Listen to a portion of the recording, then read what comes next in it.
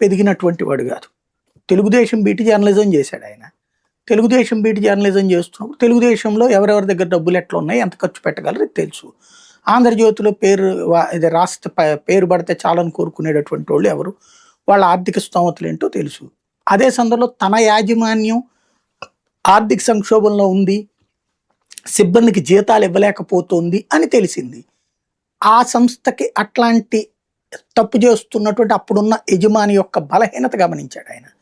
ఆ బలహీనతని మరింతగా ప్రొవోకేట్ చేసి చివరికి ఆ యజమాని ఆ పేపర్ అమ్ముకునేలా చేసి ఇందులో ఉన్నటువంటి టీడీపీలో ఉన్నటువంటి కొంతమంది చేత అందులో ఇన్వెస్ట్ చేయించి పేపర్ తీసుకున్నాడు.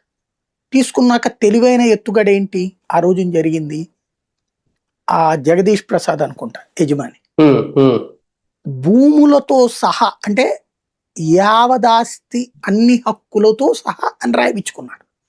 రాయిపించుకుని అప్పుల పాలైన యజమానికి ఆ అప్పు తను తీర్చి పెడతానని చెప్పాడు అన్నమాట. ఎక్కడి నుంచి వచ్చినాయి ఈయనకి అంత డబ్బులు?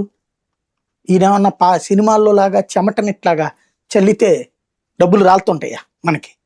సినిమాల్లో అయితే కనుక హీరో గారు ఓసారి ఇట్లా 4 ఇళ్లలో పేపర్ వేస్తాడు, 4 ఇళ్లలో పెట్రోల్ కొట్టొస్తాడు, పాల ప్యాకెట్లు వేయగానే డబ్బులు వచ్చేస్తాయి ₹1,00,00,000.